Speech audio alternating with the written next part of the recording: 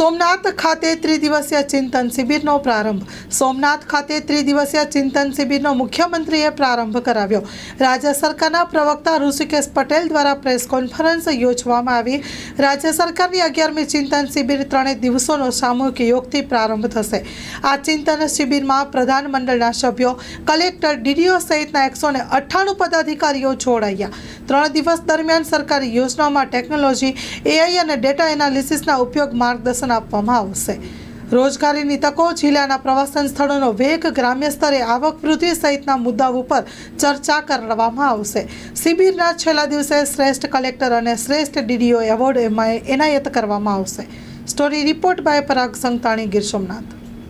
આદરણીય પ્રધાનમંત્રી મોદી સાહેબ જ્યારે ગુજરાતના મુખ્યમંત્રી હતા એ સમયે એમને કાર્ય વ્યવસ્થા પ્રણાલીની કાર્ય સંસ્કૃતિને એક નવી દિશા આપવાનો પ્રયત્ન, એટલે સમગ્ર ગવર્નન્સ બોડી એકઠું થઈ અને ગુજરાતના હિતમાં અને તમામ બાબતોને આવરી લેતા અને ઝડપી વિકાસ માટે અને લોકોની સુખાકારી માટેની હંમેશા માટે એ ચિંતન શિબિરો યોજતા.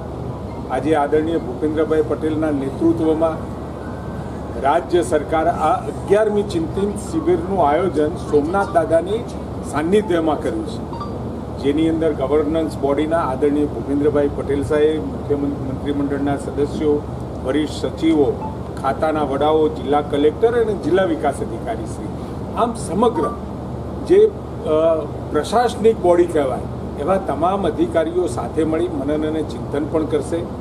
ગઈ વખતે જે ચિંતન કર્યું હતું, જે બ્રેન સ્ટોર્મિંગ કર્યું હતું, એમાં ક્યાં સુધીના ગોલ આપણે અચીવ કરી શક્યા, ક્યાં સુધી પહોંચી શક્યા, એની પણ આપણે ચિંતા કરવાના છીએ.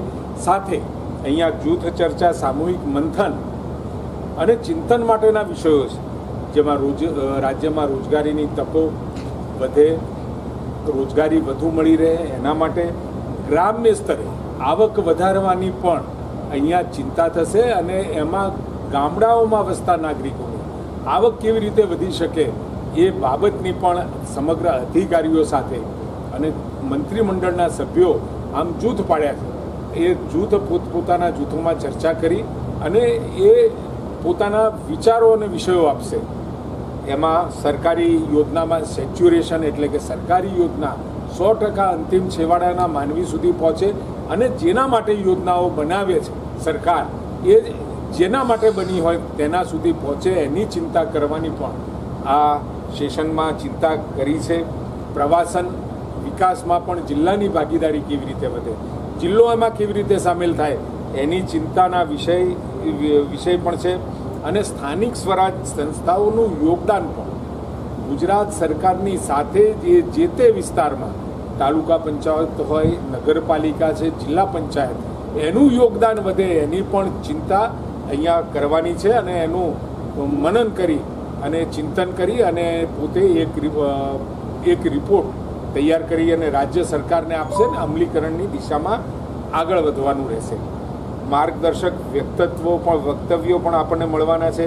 સેવા સુદૃઢીકરણ અને ડીપ ટેકનો ઉપયોગ, આર્ટિફિશિયલ ઇન્ટેલિજન્સ, ડેટા એનાલિસિસ વગેરેના માર્ગદર્શક મંતવ્યો, એઆઈ અને ડેટા એનાલિસિસ દ્વારા વહીવટ કેવી રીતે ઇફેક્ટિવ બની શકે એની ચિંતા પણ અહીંયા કરવાની છે. સાથે ચિંતન શિબિરના સમાપનના દિવસે રાજ્યની અંદર કામ કરતા કલેક્ટરશ્રીઓ અને ડીડીઓશ્રીનો એની કામગીરીના આધારે, મૂલ્યાંકનના આધારે એને પહેલો, બીજો, ત્રીજો એ રીતે એવોર્ડ પણ આપવાના છે. પહેલા દિવસે કર્મયોગના મૂળ 6 સિદ્ધાંત છે, એમાં હસમુખ અઢિયાજી પોતાનું વક્તવ્ય આપવાના છે. રમતગમત ક્ષેત્રમાં યુવાનોને પ્રોત્સાહિત કરવા જૂથ ચર્ચા થવાની છે. બીજા દિવસે સરકારી સેવાઓના સુદૃઢીકરણ માટે ડીપ ટેકનો ઉપયોગ અને એઆઈના ડેટા એનાલિસિસ પર વક્તવ્ય જીગર હાલાણી આપવાના છે, director South East Asia N Wadia. અને ત્રીજા દિવસે એટલે કે અંતિમ દિવસે જૂથ ચર્ચામાં થયેલ ભલામણોનું પ્રેઝન્ટેશન પણ થશે. મીડિયા એન્ગેજમેન્ટ ઉપરનું વક્તવ્ય પણ મળશે. નવનીત સહેગલ, અધ્યક્ષ પ્રસાર ભારતી બોર્ડ, અને Upendra Upadhyay, additional director, my government, Bharat સરકાર દ્વારા પણ એનું વક્તવ્ય મળશે અને પુરસ્કાર વિતરણ અને છેલ્લે આ તમામ ચિંતન કર્યા પછી ત્રીજા દિવસે ભગવાન સોમનાથના સાનિધ્યમાં રાજ્યના હિત માટે, રાજ્યની સુખાકારી માટે અને રાજ્યના લોકો માટે વિકાસનો પથ આસાન બને અને વધુને વધુ તકો ગુજરાતમાં ઉપલબ્ધ થાય એની ચિંતા મનન કરી અને આવતા સમયમાં સરકાર દ્વારા એને ઇમ્પ્લિમેન્ટેશન કરવાની દિશામાં આગળ વધશે. સુકેશભાઈ, ખાસ કરીને દેશનું પ્રથમ જ્યોતિર્લિંગ સોમનાથ ખાતે જ શિબિરનું આયોજન કરવા પાછળનો ઉદ્દેશ? આમાં કોઈ ઉદ્દેશ્ય હોતો નથી, પરંતુ સોમનાથ દાદા આપણા અતિ પ્રાચીન અને મહત્વનું 12 જ્યોતિર્લિંગમાં પ્રથમ આ જ્યોતિર્લિંગ છે. એટલે સ્વાભાવિક શ્રદ્ધા અને જે સનાતન સાથે જોડાયેલી આપણી સંસ્કૃતિ એટલે દાદાના સાનિધ્યમાં અને સરકાર પણ એમના આશીર્વાદ મેળવે એ રીતે અહીંયા આયોજન કર્યું છે. બાકી વખતો વખત દરેક ચિંતન શિબિરમાં જુદા જુદા સ્થળે આખી સરકારના મુખ્ય અધિકારીઓ સાથે મંત્રીમંડળ અને મુખ્યમંત્રીઓ ભેગા થતા હોય. આખી જ કાર્ય પ્રણાલી બદલવાવાળો વિષય નહીં, પરંતુ એમાં ચિંતા અને મનન કરી રાજ્ય સરકાર વધુ કેવી રીતે ઇફેક્ટિવ બને અને અધિકારીઓનું ઇન્વોલ્વમેન્ટ કેવી રીતે વધે અને રાજ્ય સરકાર એ ઇફેક્ટિવ ગવર્નન્સ આપી શકે એના માટેની આપણે ચિંતા કરતા હોઈએ. લોન પર ફોન 15 વર્ષ જૂનું ગુરુ મોબાઈલ એન્ડ ઇલેક્ટ્રોનિક્સ. દરેક કંપનીના જૂના અને નવા મોબાઈલ લોન ઉપર મળશે અને ઇલેક્ટ્રોનિક્સ આઇટમો ફ્રીજ, ટીવી, વોશિંગ મશીન.